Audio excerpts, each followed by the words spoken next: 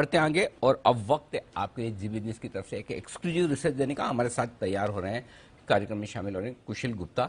आइए कुशल से जानते हैं कि इस स्टॉक पर रिसर्च है और इस रिसर्च की वजह क्या है। कुशल बताइए।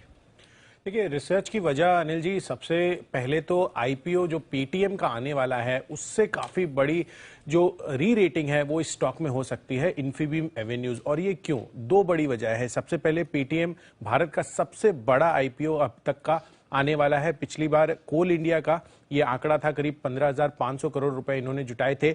और इस बारी 8 से 10 नवंबर के बीच पेटीएम का आईपीओ आने वाला है। और यहां पर सबसे बड़ा ट्रिगर पॉइंट है इनकी वैल्यूएशन। आप देखिए, 20 से 22 बिलियन डॉलर की वैल्यूएशन पेटीएम की लगाई जा रही है इस आईपीओ के तहत। और इसके पहले जब हम वैल्यूएशन देख रहे थे तो करीब 16 बिलियन डॉलर की थी, यानी कि 4 से 6 बिलियन डॉलर की वैल्यूएशन में इनके आईपीओ के समय ये इजाफा होते हुए दिख रहा है। इनफैक्ट दूसरा बड़ा ट्रिगर आज का ही है फिनो पेमेंट्स बैंक। आप देखिए, पेटीएम का भी पेमेंट्स बैंक है और फिनो पेमेंट्स बैंक भी अभी इन्होंने भी अपना आईपीओ खोला है। और कल हम देख रहे थे कि एंकर निवेशक जो है, कुल 1200 करोड़ का जो आईपीओ है उसमें करीब 45% हिस्सेदारी जो है इन्होंने ऑलरेडी सब्सक्राइब कर ली है। तो यहां पर एंकर निवेशकों को काफी बड़ा इंटरेस्ट आ रहा है। और पेमेंट्स बैंक जो है यहां पर क्लियरली जो है पेटीएम के लिए वैल्यूएशन वाइज काफी अच्छी लगाई जा रही है। और यहां पर एंकर निवेशकों का जो फिनो पेमेंट्स का इंटरेस्ट आया है उससे डेफिनेटली इन्फीबीम एवेन्यूज को लेकर आपको एक री रेटिंग होती हुई दिख सकती है। स्पेसिफिकली अगर आप देखें तो यहां पर पेटीएम के जो आरएचपी था वो भी मैं पढ़ रहा था और उसमें इन्होंने ये क्लियरली कहा था कि जो आईपीओ की रकम है उसको ग्रोथ के साथ साथ एक्विजिशंस और जो स्ट्रेटेजिक इनिशिएटिव्स ये लेंगे उसमें लगाया जाएगा। तो डेफिनेटली जो है इनके रेडार पर इन्फीबीम्स तो है ही, साथ ही अन्य कंपनियों को एक्वायर करने की भी बातें चल रही हैं। ओके, तो इन्फीबीम एवेन्यूज को कैसे फायदा होगा पेटीएम के वैल्यूएशन का?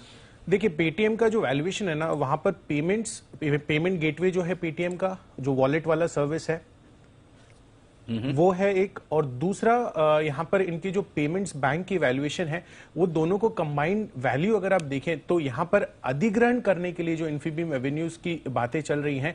इनफैक्ट इसके पहले भी जब हमने रिसर्च की थी तो हमने बताया था कि जो पेयू और बिल डेस्क के साथ इनकी अधिग्रहण करने की बात चल रही थी, वो ऑलरेडी पेयू ने बिल डेस्क को अधिग्रहण कर लिया था, बाकी बचा इन्फीबीम एवेन्यूज। तो डेफिनेटली पेमेंट गेटवे जो इनका बिजनेस है वो काफी ज्यादा स्ट्रेंथन होता हुआ नजर आएगा इन्फीबीम एवेन्यूज को एक्वायर करने के बाद। ओके, तो इंटरेस्टिंग। हाँ, यही मैं समझने की कोशिश कर रहा था कि किस तरह से इनको फायदा होगा और उसी के दम पर इन्फीबीम एवेन्यूज में जबरदस्त तेजी बनती हुई भी दिख रही है आज के कमजोर बाजार में। जरा इसके चार्ट पर एक बार चेक लिया जाए। सचिन जी जरा देखिए इन्फीबीम के चार्ट पर, दीजिए अपनी राय।